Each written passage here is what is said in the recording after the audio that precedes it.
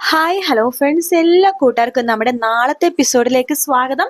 അങ്ങനെ ഇഷിത പറയുന്നുണ്ട്, അല്ല കൈലാസേട്ടന്റെ ആ ഒരു പ്രശ്നം നമുക്ക് സോൾവ് ചെയ്ത് കൊടുക്കണ്ടേ മഹേഷ്? തീർച്ചയായിട്ടും വേണം. 40 ലക്ഷം രൂപയുടെ പ്രശ്നമാണ്. മഹേഷ്, ഞാൻ ഒരു കാര്യം പറയട്ടെ, 15 ലക്ഷം മഹേഷ് എടുക്കാവോ?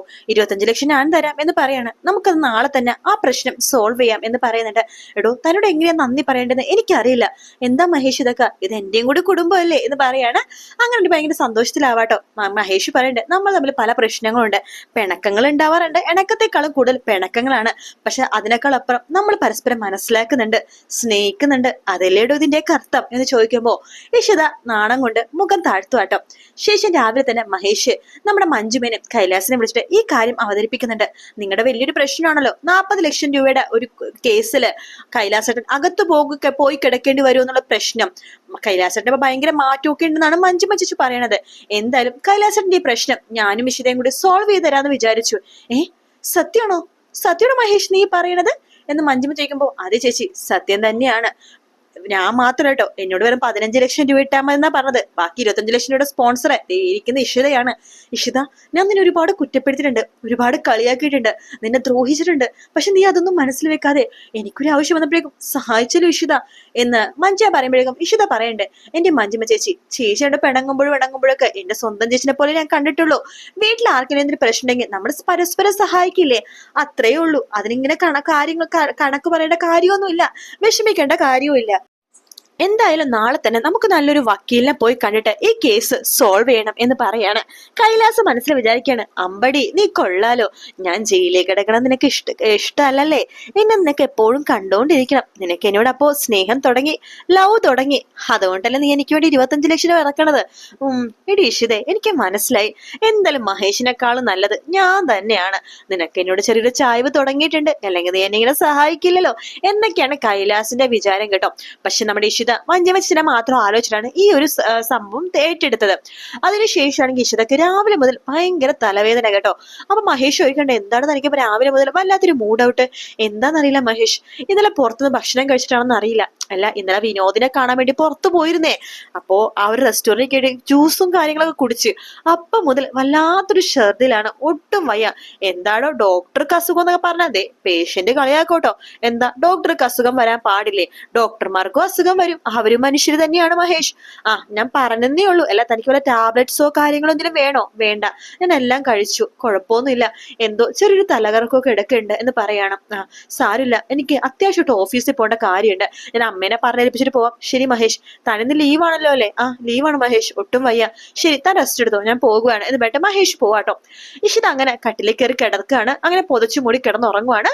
കൈലാസ് പതുക്കെ വാതിൽ തുറന്ന് ഇഷിത കിടന്നുറങ്ങണതും വായും പിടിച്ച് നോക്കിയിരിക്കുകയാണ്. അങ്ങനെ കൈലാസ്, ഇവൾ ഉറങ്ങുമ്പോഴും കാണാൻ എന്തൊരു സുന്ദരിയാണ്, അതിസുന്ദരി. ഉറങ്ങണ സമയത്ത് ഇങ്ങനെ നോക്കിക്കൊണ്ടേയിരിക്കണം. അതിനെങ്ങനെ ആ മഞ്ജിമ പിശാച് സമ്മതിക്കില്ലല്ലോ. ഇപ്പൊ വരും അന്വേഷിച്ച്. പോയി കളയാം.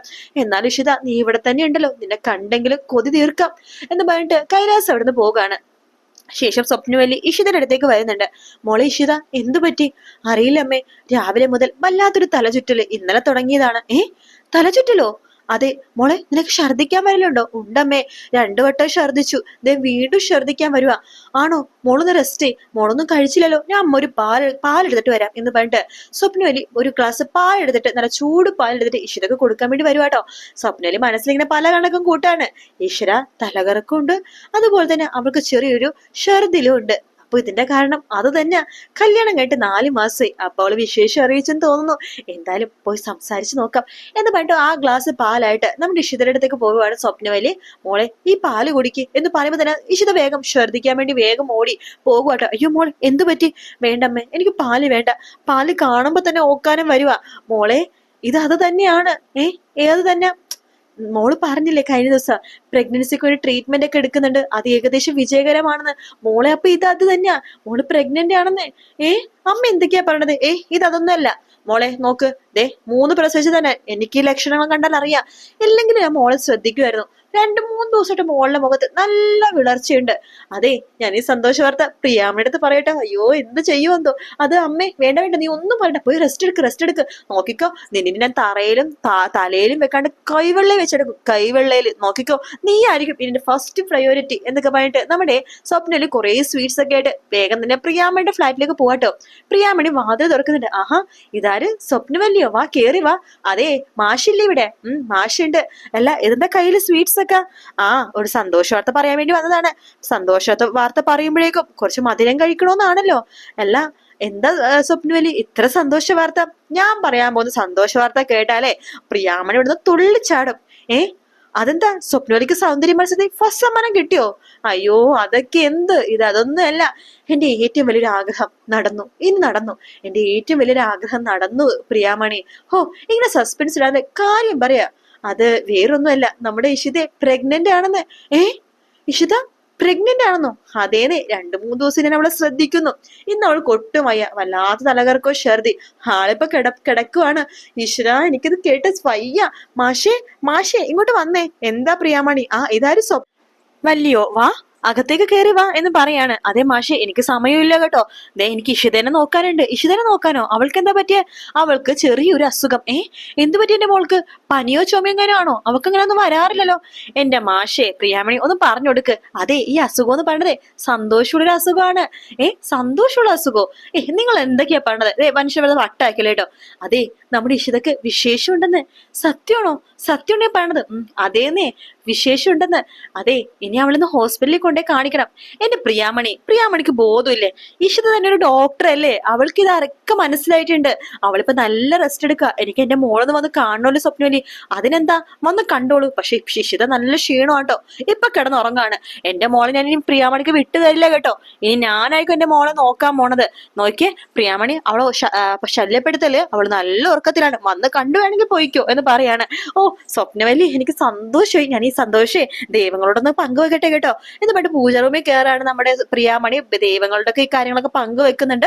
അങ്ങനെ എല്ലാവരും തെറ്റിദ്ധരിക്കുകയാണ് ഇഷിത ഗർഭിണിയാണെന്ന്. ഇത് സ്വപ്നമൊന്നല്ല, സത്യമാണ് കേട്ടോ.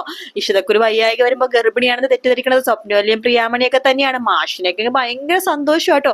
മഹേഷിനെങ്കിൽ എന്ത് ചെയ്യണമെന്ന് അറിയില്ല. ഈ സത്യം എങ്ങനെ തുറന്നു പറയും? പക്ഷെ തുറന്നു പറയാൻ വേണ്ടി പറ്റണില്ല. അങ്ങനത്തെ ഒരു അവസ്ഥയിലാണ്. കൈലാസ് ആണെങ്കിൽ അവളെ ഒന്ന് ഇഷ്ടപ്പെട്ട് വരുമായിരുന്നു. അപ്പോഴേക്കും അവള് പ്രഗ്നന്റ് ആയല്ലോ. കുഴപ്പമില്ല, പ്രഗ്നന്റ് ആണെങ്കിലും എന്താ, എന്റെ ഇഷിത എപ്പോഴും എനിക്ക് ഇഷിത തന്നെയാണ് എന്ന് പറഞ്ഞിട്ട് ഇങ്ങനെ സ്വപ്നം കൊണ്ടിരിക്കാട്ടോ. ചിപ്പിയാണെങ്കിൽ നിലത്തൊന്നും അല്ല. ഹായ്, എന്റെ അമ്മയുടെ വയറ്റിലൊരു കുഞ്ഞുവാവാ, എനിക്കൊരു കുഞ്ഞുവാ വരാൻ പോകുന്നതെന്ന് പറഞ്ഞ ചക്കിയെടുത്ത് പറയുന്നു, സൂരജിനോട് പറയുന്നു, അഷിത എടുത്ത് പറയുന്നു, അഷിത കാണാൻ വരുന്നു. അങ്ങനെ നല്ല നല്ല ഭാഗമായിട്ട് ഈ ആഴ്ച. എന്തായാലും ഇഷിത ഗർഭിണിയല്ലെന്ന് അറിയുമ്പോൾ ഒരു പൊട്ടിത്തെറി ഉണ്ടാവും, അത് വേറെ കാര്യം. എന്തായാലും നാളത്തെ എപ്പിസോഡൊക്കെ നല്ല കിടു എപ്പിസോഡാട്ടോ. അതിനിടയ്ക്ക് നമ്മുടെ ആദിയുടെ ചെറിയ പ്രശ്നങ്ങളുണ്ട്. സൂരജിനെ പിടിച്ച് നിലത്തിട്ട് അടിക്കുന്ന ഒരു ഭാഗമുണ്ട് കേട്ടോ. അതൊക്കെ ഞാൻ അടുത്ത റിവ്യൂ ആയിട്ട് പറയാം. എന്തായാലും ഈ വീഡിയോ ഇഷ്ടപ്പെടുകയാണെങ്കിൽ ലൈക്ക് ചെയ്യാനും സബ്സ്ക്രൈബ് ചെയ്യാനും കമന്റ് ചെയ്യാനും മറക്കല്ലേ. മറ്റൊരു വീഡിയോ ആയിട്ട് വീണ്ടും കാണാം. Take care, bye bye.